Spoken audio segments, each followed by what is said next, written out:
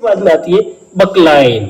बकलाइन को हम कहते हैं हमारी भाषा में लाइन टस रेखा, जिसको टस रेखा भी कहा जाता है।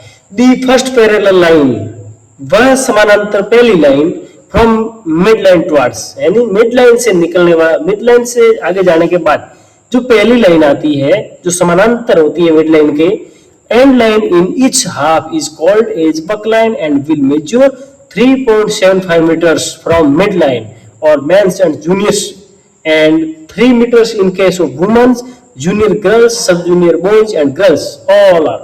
यानी कि ये बताना चाह रहा है कि अपन जो मध्य रेखा होती है जिसको हम सेंटर लाइन बोलते हैं, उससे आगे जाने के बाद जो पहली रेखा आती है जो उस सेंटर रेखा के समानांतर होती है उसको हम बक लाइन कहते हैं। और ये बक लाइन है वो पुरुष और जूनियर बॉयज के अंदर अपने सेंटर लाइन से 3.75 मीटर की दूरी पर होती है। इसके अलावा महिलाओं में, जूनियर गर्ल्स में, सब जूनियर बॉयज और सब जूनियर गर्ल्स सभी में 3 मीटर की दूरी पर होती है। केवल पुरुष और जूनियर बॉयज के लिए 3.75 मीटर्स की होती है।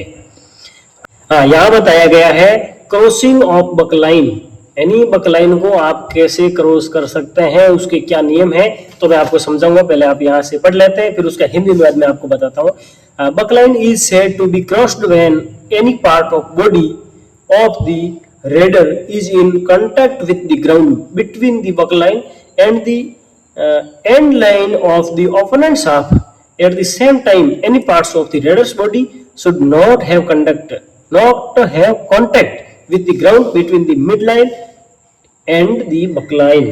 यानी कि जो बकलाइन है वो तब पार हुई मानी जाती है, तब क्रॉस हुई मानी जाती है जब रेडर के शरीर का कोई भी हिस्सा, जब रेडर के शरीर का कोई भी हिस्सा है वो लाइन जो बॉकलाइन होती है, जो बॉकलाइन होती है और जो विरोधी टीम के हाफ की जो एंड लाइन होती है, बकलाइन और एंड लाइन, उनके बीच में अगर संपर्क में होता है रेडर के शरीर का कोई भी हिस्सा उस बकलाइन और उसी बकलाइन वाले मैदान की एंड लाइन, उन दोनों के बीच में कहीं भी वो टच में आता है, अपना हिस्सा टच होता है, साथ ही रेडर के शरीर का कोई भी हिस्सा मिड लाइन और उसी बकलाइन के बीच में नहीं होना चाहिए।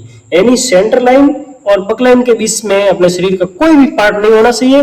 वो पार्ट है वो उसी बकलाइन और उसी मैदान की जो एंड लाइन होती है, अंतिम लाइन होती है, उसके बीच में कहीं भी रख सकता है, तब आपकी बोनस है वो क्रॉस मानी जाती है। और ये जरूरी नहीं है कि वो पैर रखकर ही किया जाती है। इसके अलावा अब आती है bonus line. The line parallel to baulk line towards end line in each half is known as bonus line. The distance between bonus line and baulk line will be 1 metre.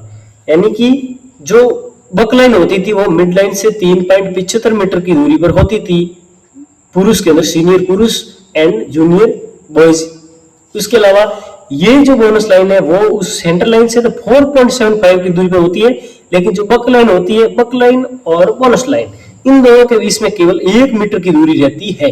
और ये हर फॉर्मेट में 1 मीटर की दूरी रहती है, चाहे आप जूनियर गर्ल्स देख लें, चाहे जूनियर बॉयज देख लें, सब जूनियर बॉयज एंड गर्ल्स देख लें, वुमेन्स देख लें, मेंस देख लें, हर जगह केवल बक लाइन और बोनस लाइन के बीच में हमेशा 1 मीटर की दूरी निर्धारित रहती है। अब crossing of bonus line, bonus line को कवर करने के जो नियम है वो नियम क्या है, तो वो अपन जानेंगे।